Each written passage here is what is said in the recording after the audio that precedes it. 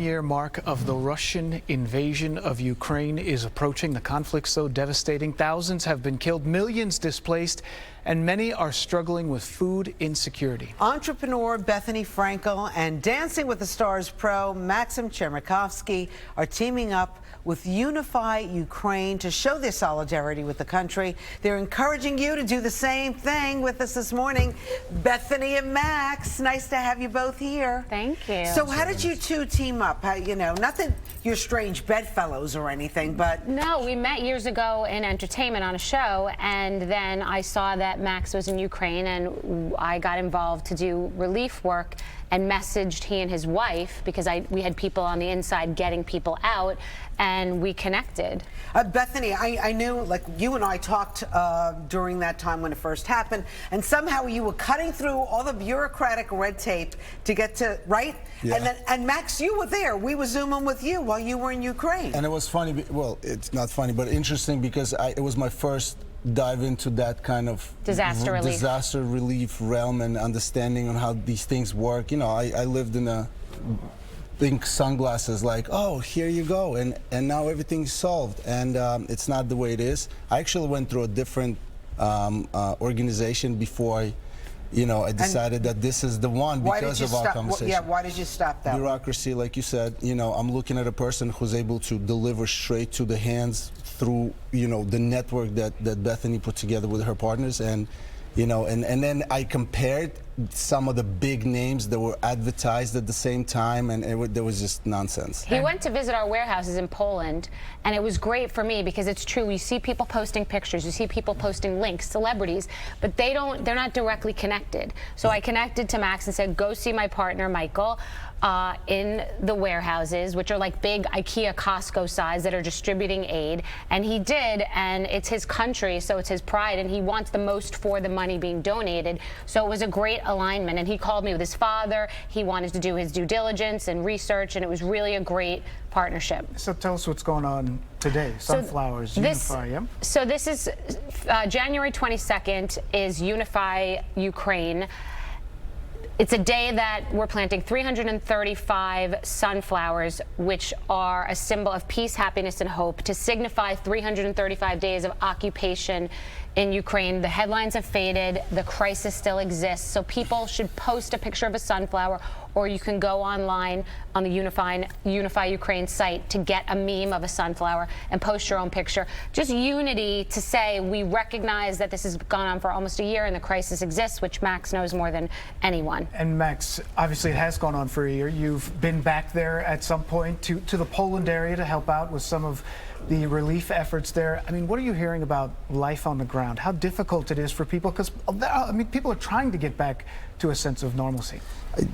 This is so everyday for me, and I can't make this up, and these opportunities come up, and it's so very organic. It was my birthday 2 days ago, and I have some friends in Kiev that I've connected with over the last year and a half of working there, who I share birthday with, and so we have spoken, and she's very connected and she's very familiar with everything that's going on. So the updates are that is that type of warfare that we see. It's actually very well documented, covered by the especially U.S. media, because it is the country that's sort of leading the way in help. You're talking about people who are just living their lives during the day, and there could be an attack at night. I mean, they're in a war zone. They're in a war zone. Yeah, and it's terrible because the bombing that happened recently, all of those things, like it's that type of warfare. It's like we can't make it with the army. We're gonna try to shower you with rockets until you. A helicopter crashed. Right. A helicopter crashed. And it crashed on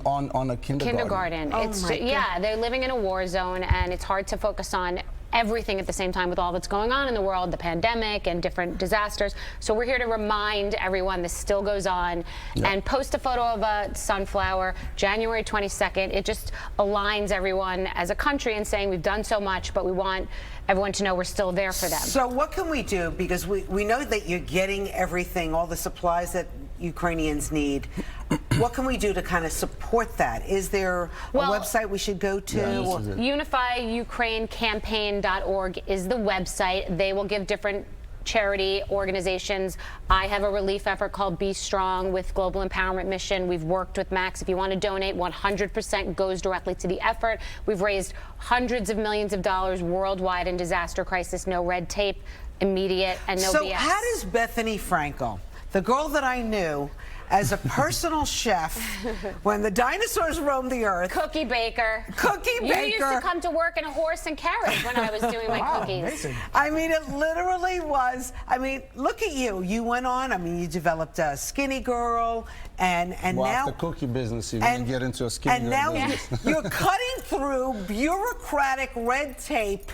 International relief. And you know, I can speak for her, if I may, for 2 seconds, sure. because she really is that person, you know. And like I said, I'm not a dummy either. I tried, I looked around, and I saw that there was a lot of nonsense. 30%, 40% of these millions and millions that are being raised go somewhere else. It does, you know, right? Bethenny was like, nah, this is not how we do things.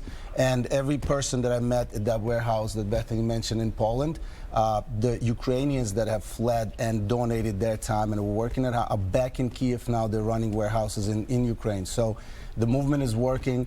I want to say thank you to everybody in U.S. for helping this likewise on the 22nd, what we're doing with 335 sunflowers. It's a national flower of Ukraine, and it would represent to Ukrainians that, you know, we're not forgotten you. Right. We're still working. This is still an ongoing thing. are you going back? Because you're having a baby soon. Yes. I bet you your wife doesn't want you going back. And I was meant to be there next week. And? All plans and everything was planned, but you know, it's just like you said, I can't do it to her, keep doing it to her repeatedly over a year now. You know, she's pregnant finally. We're very happy about that. So, but your impact here is very strong because you're a messenger and you're But that's helping. the thing, like, to learn that, because he wants to be there, but I'm like, no. Yeah. He gets anxiety about not being there. I said, you're a messenger, you're focused, you're organized, you're the messenger to report what's happening. You have the insight. It's also important. Unify so much. Ukraine. Bethenny Frankel, Maksim Chmerkovskiy, always great to have Thank you, here. you too. Appreciate it.